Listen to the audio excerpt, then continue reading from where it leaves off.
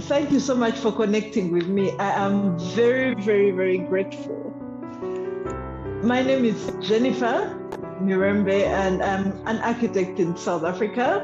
However, I started a campaign called Africa Women Architects Revival. And the campaign is about women in architecture revival, which means that three things, Mama. First, women must do architecture as students. Secondly, when they do the course, they must pass the course with distinctions. Right. Thirdly, when they finish, they must do their internship and get their practicing license. Then, when they finish getting their license, then they must practice all the way, like you, Mama. Right. You're the best example. So that's the campaign, yes. The problem I'm solving is that I realize that at times when as women we graduate, somehow the moment family comes in or we got older, we close the practice, we stop practicing. So that's why I started this campaign, Mama. Mama, I was referred to you because you were the first woman president architect of the Nigerian Institute of Architects. Right. And you are one of the women in architecture in Africa who fought so much for women, not just to be educated, but women in the practice. Then women in the practice, but you went on to practice in the public service, but also in the private sector, and you continue to serve the Nigerian Institute of Architects. Right. So, Mama, over to you. What was it like for you in the 1970s to lead the profession as a president?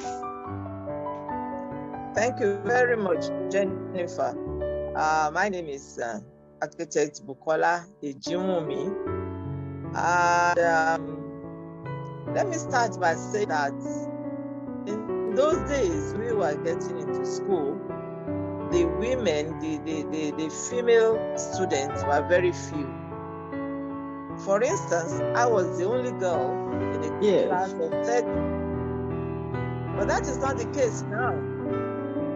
Things have improved. Yes. As you know, architecture is a male-dominated profession. It used to be, but it is no more. There are more women now in the profession than what we had in the past. And apart from being the first female president, what we started with was, we started what we call the Female Architects of Nigeria. And why did we start it? We started it because at that time, there were not enough female architects to start with. And even the few that eventually got graduated, as you have mentioned, they got caught up with domestic affairs. Many of them were not coming forth to take the exams. They felt it was too cumbersome, the procedure was too tedious, and so they just left it and they were not interested. We said, okay, if we start what we call Female Architects of Nigeria, there is no restriction. You have to be registered with the institute. Just come. Just come. Come and let us gather together, enjoy ourselves. And then, gradually, we started appealing to them. We started letting them realize that, they should not stop. They have not reached the goal. They are just beginning. Graduating as an architect from the university is just the beginning of the journey.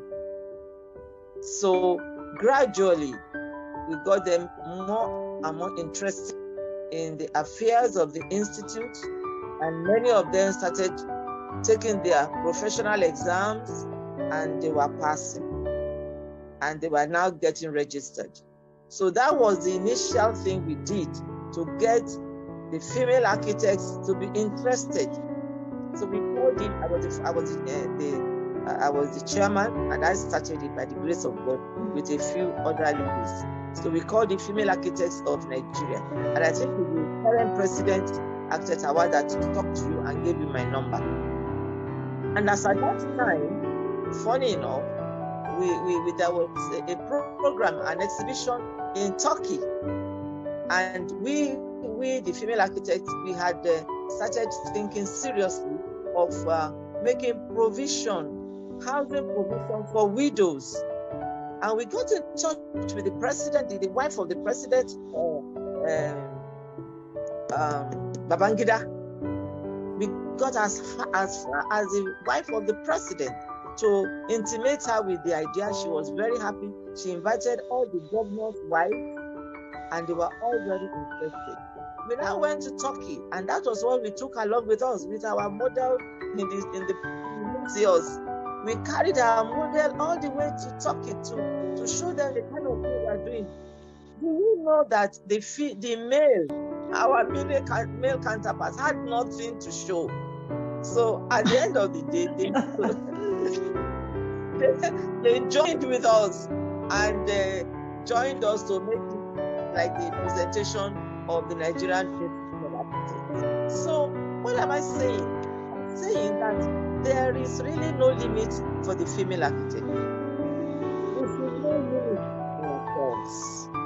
The time has gone when it's only one lady in the midst of 30 or 40. No. Now we have 10, 20 female architects in a class, in a set, in the university.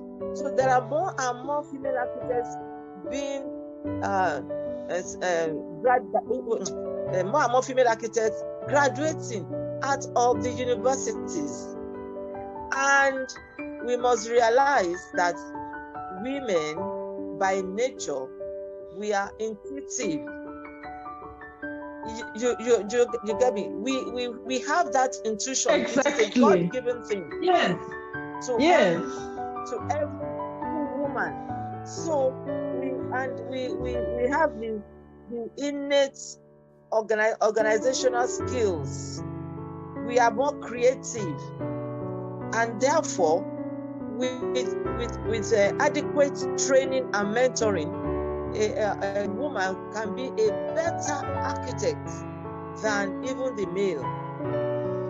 And don't forget that we form 30%, female form 30% of the architectural force.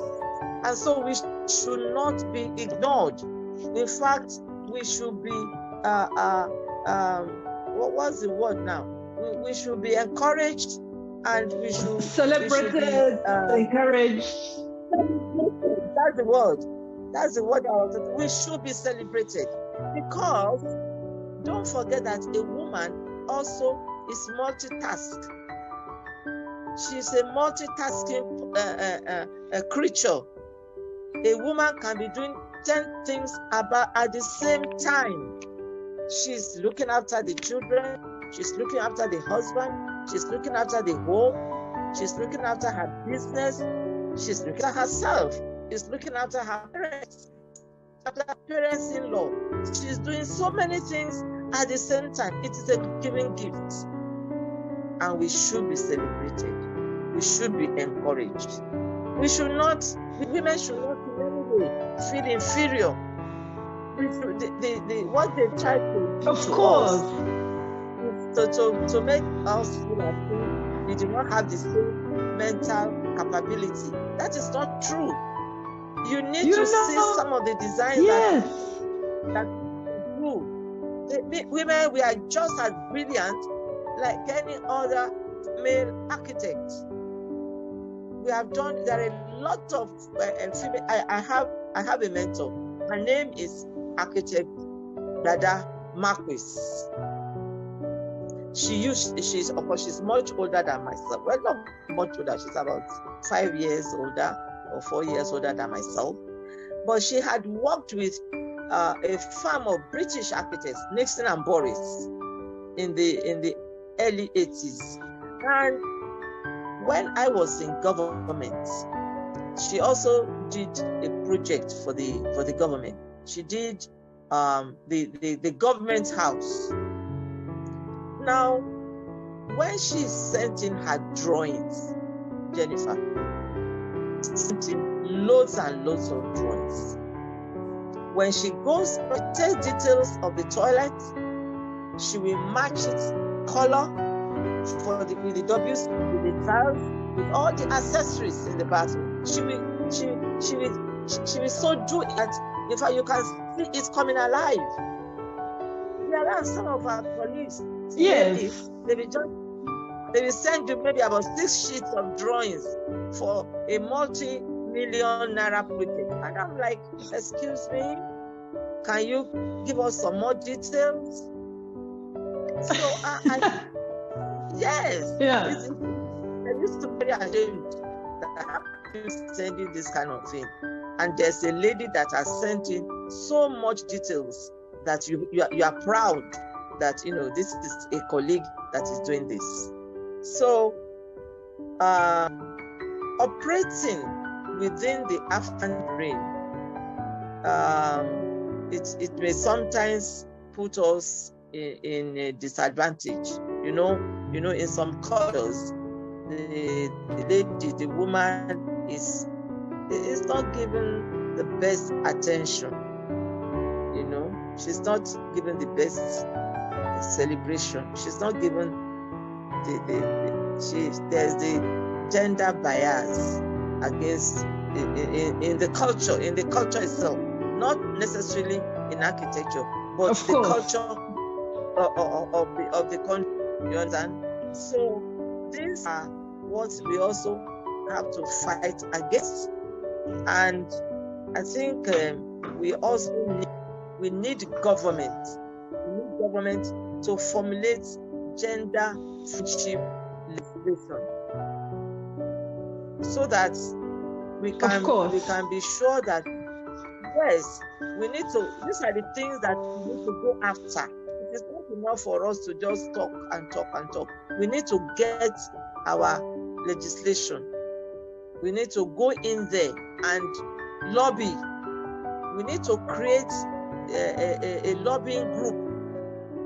You understand? That we now go into the legislation and bring out, you know, legislation that will enhance the role of the woman in the profession and in the workings of the country as in general. Yes. So, is there any other question that you want to? How do you want to ask questions? Yes. The other part, Mama, is that now, the other part is this. I'd like you to give us your advice for the next generation of architects, the ones who have not yet been born. How do you advise them? Because of course now between 1970, 1980 and now 2000s, like you've said, the situation is much better. We are more women architects, but there's another generation of architects that are coming in a very new environment. In the past, we drew with our papers, but now things are different. Everything is computerized, internet-driven. Everything is different. So how should this next generation of architects enter the workforce, especially women? I say women because, like you've said, we are fighting against the cultures. We are fighting against our own health. By the time you finish the pregnancy cycle, sometimes you don't make it. We are fighting against many things. So for the next generation, Mama, of women architects, how do you prepare them, Mama? Okay. I want to give you an assignment as an organization. I want you to look at the African girl child. The African girl child. The female architects of Nigeria, they start as a project. Many of our parents, our parents, your grandparents, would not send a girl child to school.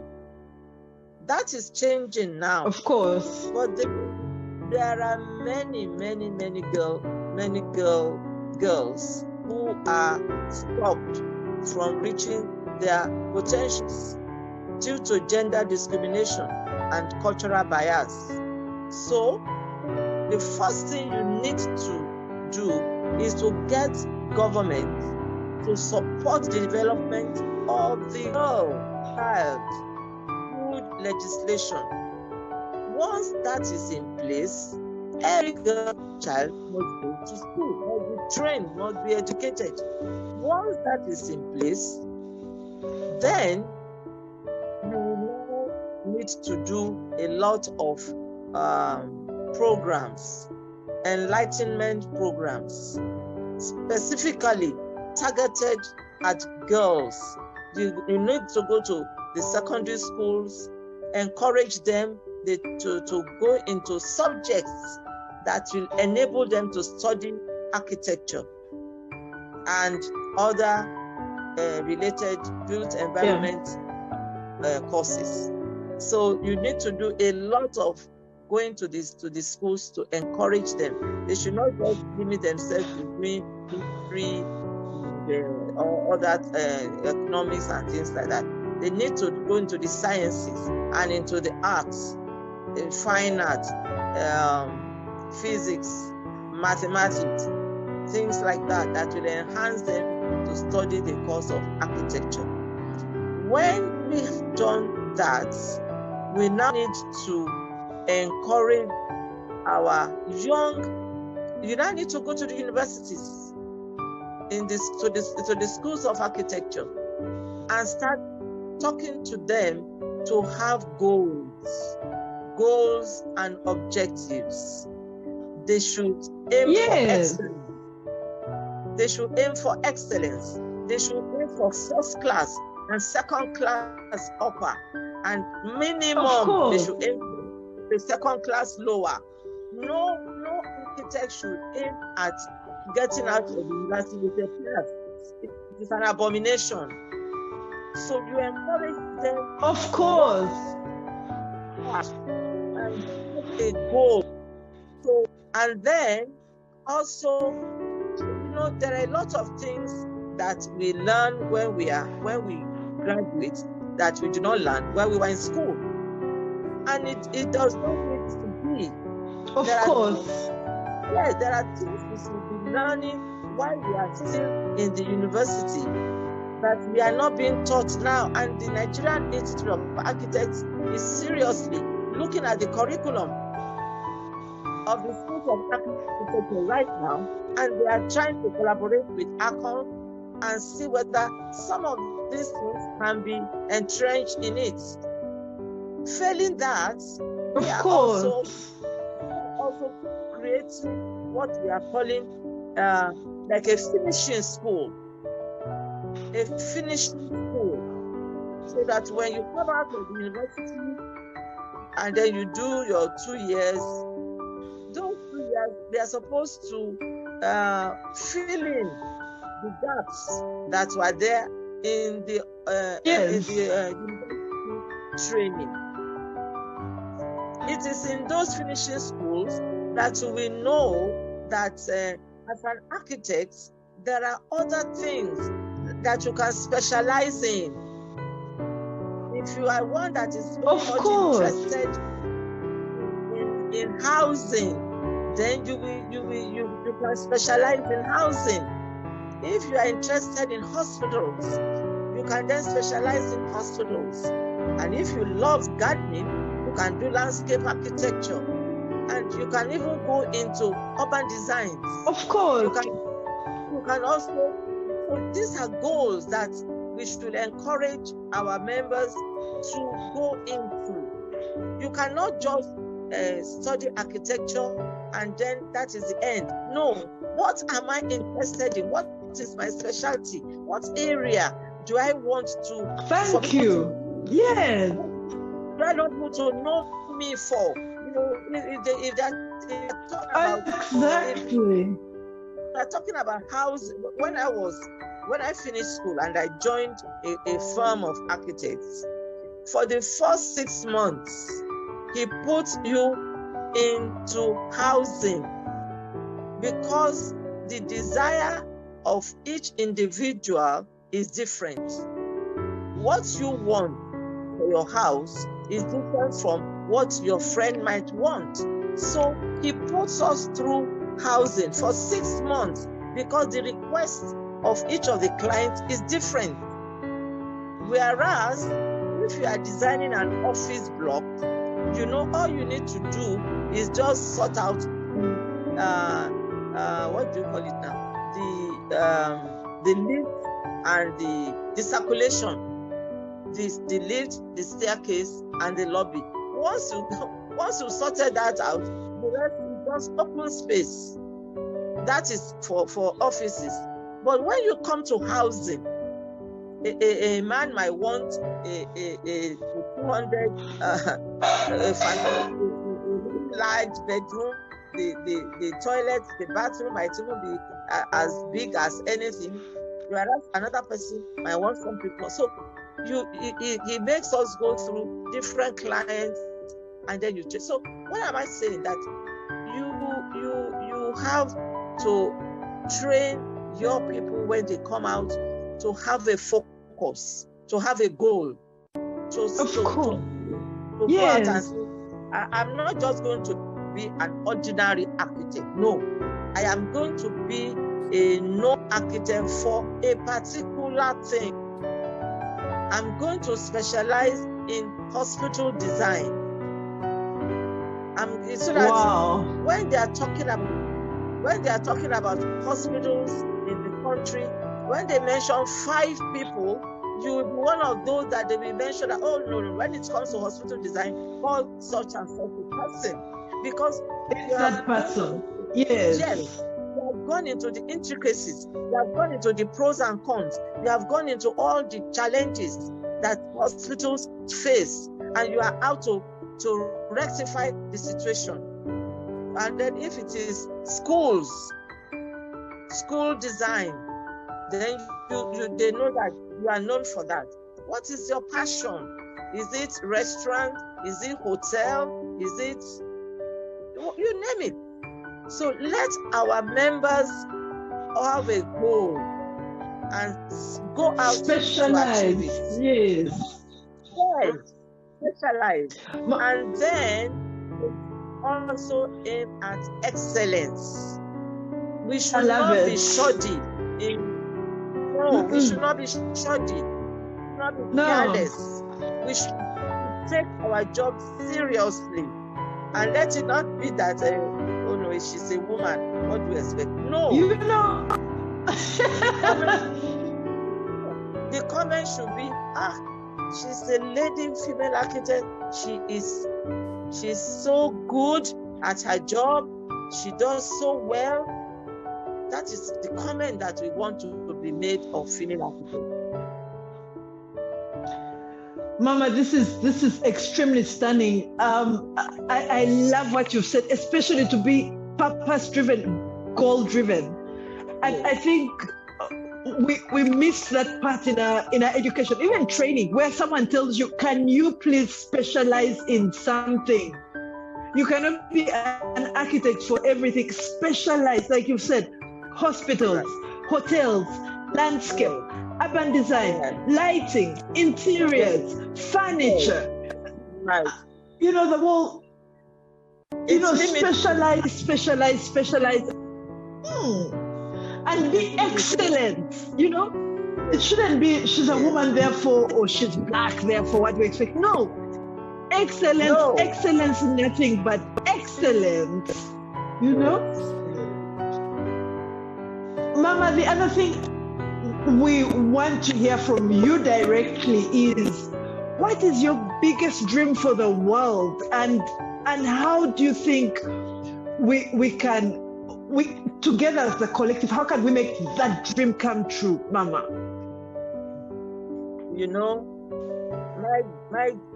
let me start when I was in government. When I was in government, we discovered that the governors know that the female directors and the female permanent secretaries are more efficient and more capable in their activities, doing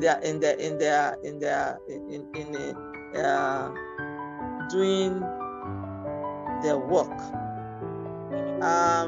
I went into the state government from the private sector. I was in the private sector, then I went into government, and I was employed just to do the classroom construction and make sure that before I close, and I don't close earlier than 11 those times, 11 p.m. And before I close, I make sure that the files for payment contractors are straight empty. I do not leave the payment file to the following for tomorrow. Next week. Exactly. So the contractor, by the time they come following the payment, it's gone. It's left my office. Then the governor stopped going to the director through me. I was not director, I was just an assistant director. I was even the chief architect. So the governor was now coming to me directly. And by 8:30, he will call and say, would you mind coming for a meeting? Because he knew I was still at work. So I was doing my duty. I was very hardworking. And you will my desire and my hope is that one day there will be in my country a female president. Because I believe very strongly either a female governor or a female president, national president of Nigeria. Nigeria, there will be a better handling of the affairs that we have right now. That is my dream. Let me say, let us even start with a female governor. Do you know that in the whole of Nigeria, we do not have, we had a female governor just once, and it was for a very short time. We have not had a female governor in the whole of 36 states. I stand corrected. Neither have we had a female president, even in the United States of America. Imagine. Yes. And I am telling you categorically that ministries, we've had, of course, permanent secretaries, female permanent secretaries. We've had female, I'm retired as a female permanent secretary. We have female commissioners, we've had female ministers. If you would do a survey and check out the performance of these female, at least 70% of them performed exceptionally well and better than the male counterparts.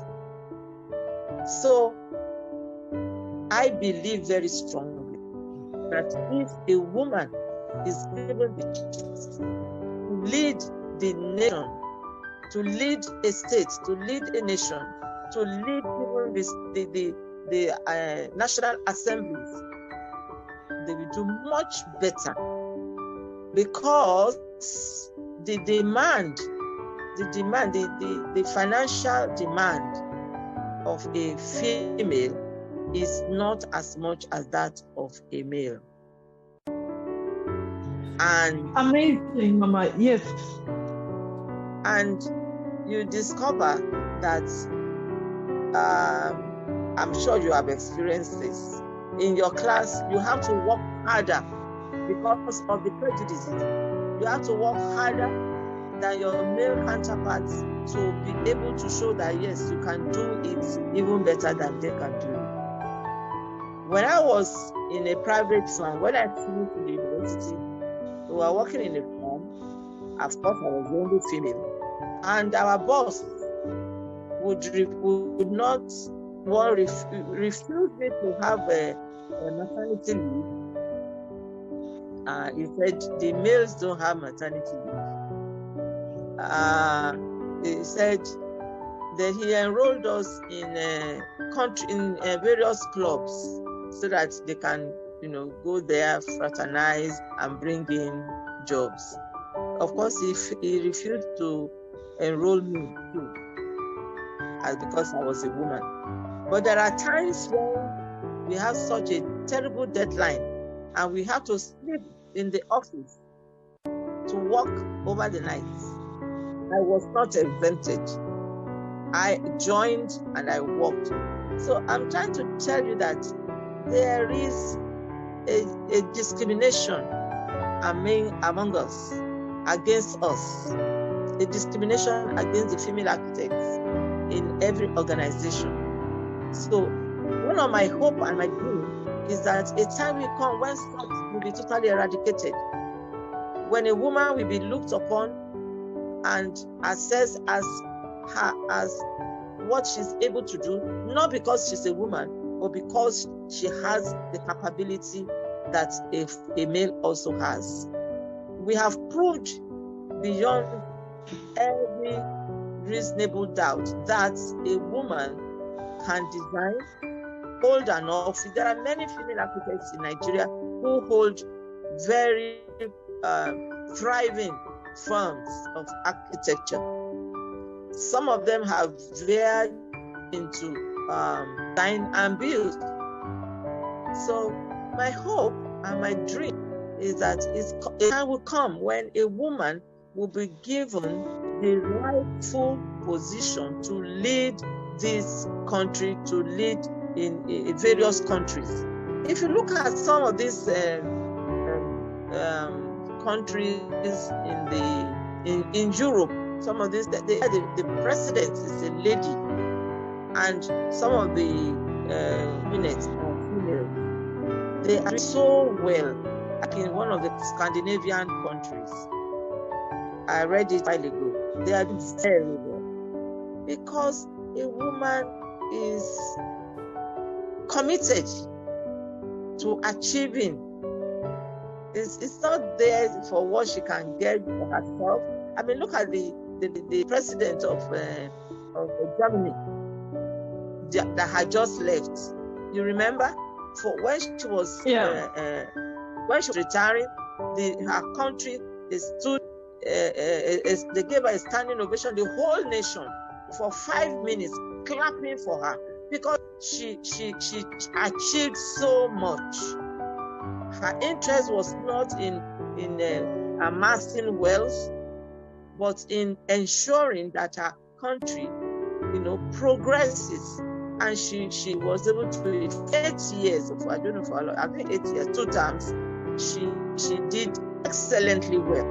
And that is the kind of thing that we are hoping to have more female at the helm of affairs. And I can assure you that when you put a woman as leaders, it's well, because they have the God-given gift to excel, and they are more considerate, they are more amenable, they are more welcoming, they are open to the plight of the people. So that is my hope, my dream, that time will come when as president of my own institute for 4 years, for 2 years, it was an easy ride. It was easy ride. And you don't become a president overnight. You had to be in the system. I remember I wanted to go in as treasurer. the current person said no, that he didn't want to step down. So I said, okay, fine, fair enough. Have another go. So he had another 2 years. So and I came back and I said, now you've had 6 years, 3 terms. I want to come in. He said no. Then I said, well, too bad. We'll have to slot it out at the elections. Yes. The first time you said no, I stepped aside. Second time I came, you said no, you didn't want to go, give it up. I said, okay, fine. So let's go to the elections. And we went to the elections and let's I go won. to elections. Yes. Yes. Yes. Well done. Yes. So that was the beginning. And after I did my 2 terms, I now also vied for the position, because you come in as a 3rd vice president. And a mail came to me and said, do you think you have the financial capacity to be the president in 6 years' time? Imagine.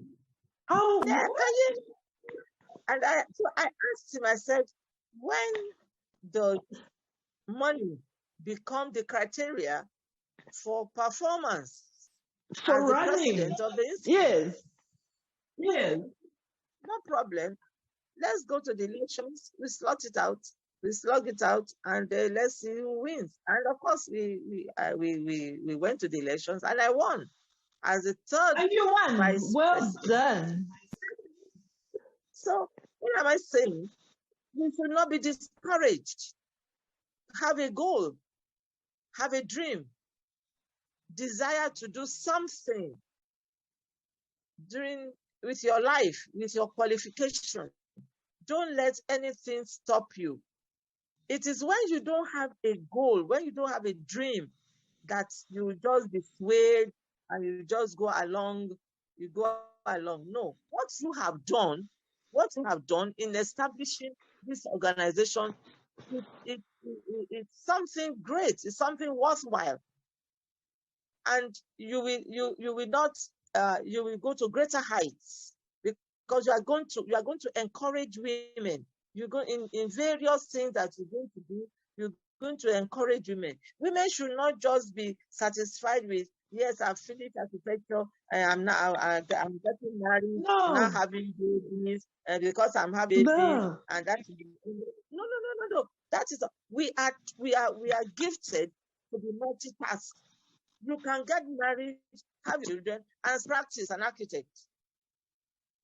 I remember when I had a practice, I told you I went from the private sector into to the government. When I was in the private sector, I had a practice to ensure that I can manage the two. I had my office very close to my home, so that when the children come back from school, I can still dash in to keep an eye on them and go back to the office. Amazing. Do you get it? So and then if you are lucky, if you are blessed with an understanding husband, that even makes it better. A husband that understands that you have a calling, because to practice architecture is a calling,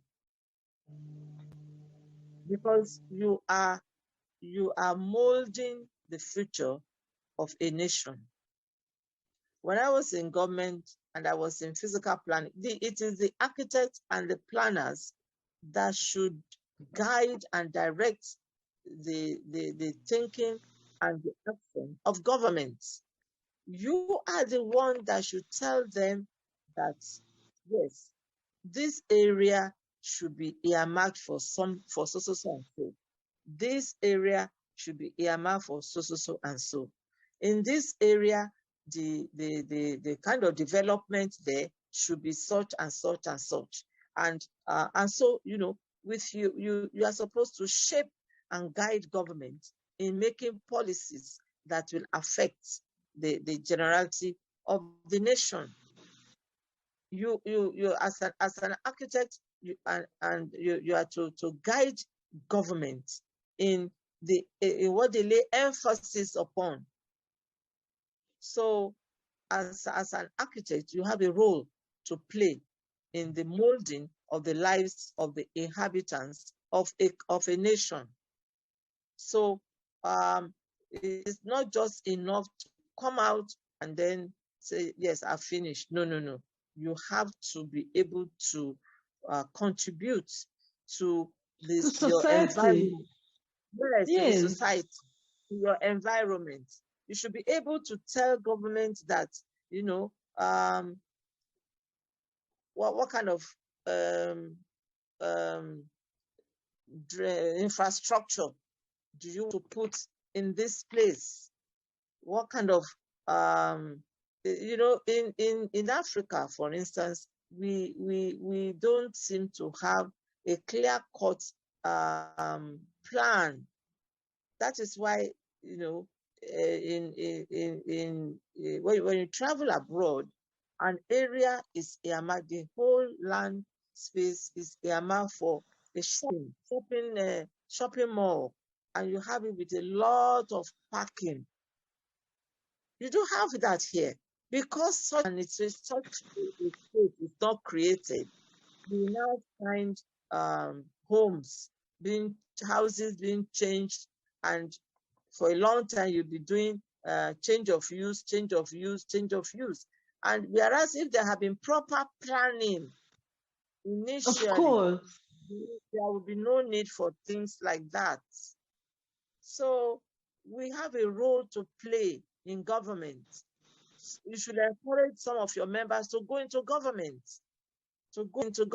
as civil servants, and try to effect positive changes that will impact the lives of citizens. So we should not just be satisfied with I'm architect. I'm an architect. I cannot practice because I'm having children. No. You are multitasking. You have the capacity to do it. You can do it. You can do 2, 3, 4 things at the same time. As a woman, you can. Others have done it, you too can. So encourage your members. What you have done is excellent. So just as we did with our own female architects, they were not interested in anything to do with architecture. They finished. Some of them were not practicing.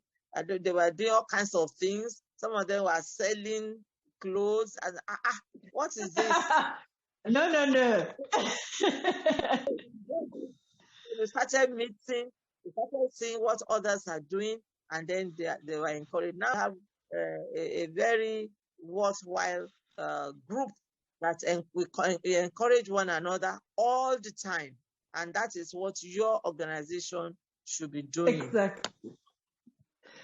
Mama, I don't know what to say. Mama, I'm going to something else, Mama. Mama, yes. You've given us all the beautiful advice, but Mama, you remember, while we have an increase in the number of poor people living in our cities, Mama. Right. Our cities are growing. I think you can also see Lagos at the same time, the poor. So, as women in architecture, I know there are all these initiatives, but from your view, Mama, because you are one of the oldest, wisest women in Africa in women in architecture, how can we help? Because the poor living under bridges, the poor living anywhere, yes. You know, apart from, yes, you can help us, Mama. How do you think we should really approach this one? Yes, that's a very, very good question. A very good idea. You can do a lot. I told you when we started Female Architects of Nigeria, we did a design for widows because widows are treated very, very badly in Nigeria, and I'm sure in Africa generally. There are some tribes that treat widows badly. So we did a design and we took it to the president's wife. And we told her we want in each state to create an estate for widows. And the government is to give us the money to build those estates. They are not very exotic houses. They are just minimal houses that we might not even finish with the best materials, but a roof over the head.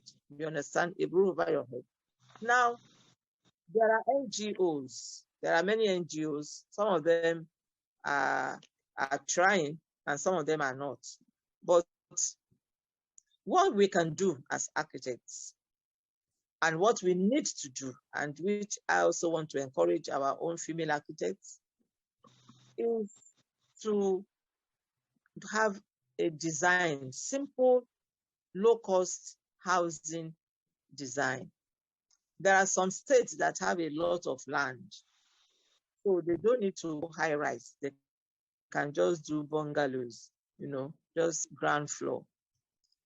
So that when you do this simple design, and you can then, because the major, one of the things that we say to ourselves is that if you have a roof over your head, if a man and his wife and children, if they have a roof over their head, what they eat, if they drink garri all the time, nobody knows.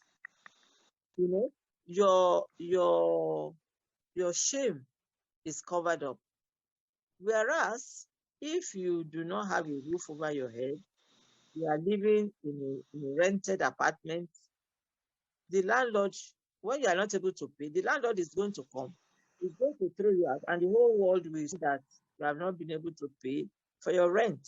So for the poor that are living under the bridge, we have them a lot.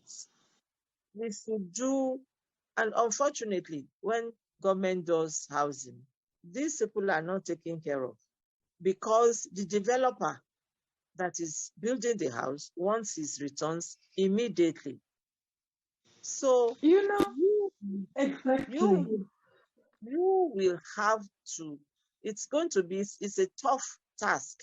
But again, if you set your mind at it, and there are a lot of wealthy people that they just need to be invited and to be encouraged. Do your design, look for land. That is another problem, to get land. Don't try to go very large. Maybe 1/2 an acre, uploads, start small. Do design for them. 1-room apartment, 2-room apartment, and things like that. And then cost it. When you have costed it, then because of your influence as an architect, look for people that can support and fund it. And when you have done that small thing, now invite government. Let them see what you can do as an individual or as a leader of an organization. And then appeal to the wife of the president and the wife of governors. Let them make it their project. Many of them, they want to do something, they don't know what to do. Many of the wives of government, Mama, they want to do something. They want to be seen as doing something, but many of them don't know what to do. Introduce them to this. You are not keen in being in the limelight. You have a burden to house the poor. Give it to them as a project. Let them be the one to get all the publicity. You understand? Let them get the publicity. The only thing you will be getting is that you are the architect that designed it. But let it be that the idea is from them. And when that happens, you will see that you start with the capital city, then it will be replicated everywhere. And it does not matter whether the the scheme is a little bit outside the city center. It doesn't have to be in the city center, but these people can then be taken and be given such. And once they have the roof of at almost next to nothing, so it is a long-term project, but you can do it. You can start it. Do a simple design that can be built easily, and then do you know there are either World Bank or Habitat, there are foreign organizations that will fund some of these things if they see that you are genuinely taking care of the urban poor. So go after that. Go after you start it. You start the idea. Get the president's wife and the governor's wives to be interested. And while they are still working on it, get the foreign companies, organizations worldwide to also be interested. And you'll be surprised how much you can get. And of course, because you have the burden, you are not really keen in making so much money. But whatever comes in as fees by the state, it's okay. But you have a burden, and you'll be surprised how God can help you to achieve this. I hope I've been able to Mama. help you. Yes, very, very, very useful, Mama. And I think, wow, Mama, thank you so much. You have strengthened all of us. You know, when you speak to this organization, you're speaking to every woman in Africa. Every woman in Africa. So I don't know, Mama. Thank you so much. I like that you have encouraged every woman. Firstly, you're a woman. You are multi-gifted. You are multi-talented. You can do so much. Therefore, it's not enough to just be an architect. You are an architect, an entrepreneur, a mother, a contributor to society, and a leader. And I like what you've said about a woman being the next president of Nigeria. I hope many women in Nigeria will get this message and get encouraged to run for State House straight. I like what you did when you faced your leadership and you said, yes, and you said, let's go to elections. Let's go to elections. I think for me, any woman facing anything should just say, let's meet at elections. Is it a job interview? Let's meet at the interview. Is it an exam? Let's meet at the exam. Is it a tender? Let's meet at the bids. You know, I like what you did, and for me, I'm taking it as a motto now. Let's meet at the goalpost. Let's meet on the field. Let's meet on the soccer field. Let's meet there instead of doubting and saying, okay, it's okay, it's okay. No, let's meet there. Let's meet at the poll. Let's meet at the election. You know, yes. Let's meet there. And for me, you've told us everything, but for me, that's my new motto. Let's meet there. Let's meet there at the State House, at the president's wife, at the governor, at the practice. Let's meet there. But women, I also like what you said. It's an abomination for a woman in architecture to fail the course. No, I think failing stops with our generation. The next generation, only first class, upper second, nothing less, nothing less. So for women who are still in education pushing on, it is nothing less. And we've had it straight from Mama direct. Mama has been there. So we've been there, tried, tested, got the medal, got the T-shirt, got everything. Mama, I honor you. I salute you. I thank you. You have blessed us. You have done everything for us. And thank you for coming on this show, Mama. Thank you. Mama, this show is going to be on the internet. It's going to be on LinkedIn and it's going to be on YouTube. So if you see yourself, Mama, it's me putting you there. Okay then. And I'm Thank sure you. I have your permission, Mama. Yes. Have a Okay. blessed weekend, Mama, and expect my call again and again. When I have questions, Mama, please come on air. Advise us until, Mama. You are our Yes. counselor, and we're not going to let you go. Okay. Thank you very much. I must say though that I have literally been challenged. Let me say that the organization is also a challenge to me, and I'm going to and a challenge to our own female architects of Nigeria. That some of the things that you are aspiring to do, I'm going to encourage them to also do it. Have a burden. Have a burden for the poor man Yes, under yes, the bridge. Have a burden for the child, yes, for the girl. yes, Have a burden for leadership in our organization, exactly. in our country. Yes, Uh, uh, uh, yes. I feel challenged by what you are doing, and I want to encourage you to continue doing it, and until you get to your goal. Have a goal and continue to strive towards achieving that goal. And I want to assure you that many more women all over Africa will emulate what you are doing. Congratulations and well done. Good job. Thank you, Mama, so much. Bye-bye, Mama. Until our next call. Okay. Okay, Bye. bye-bye. Say hello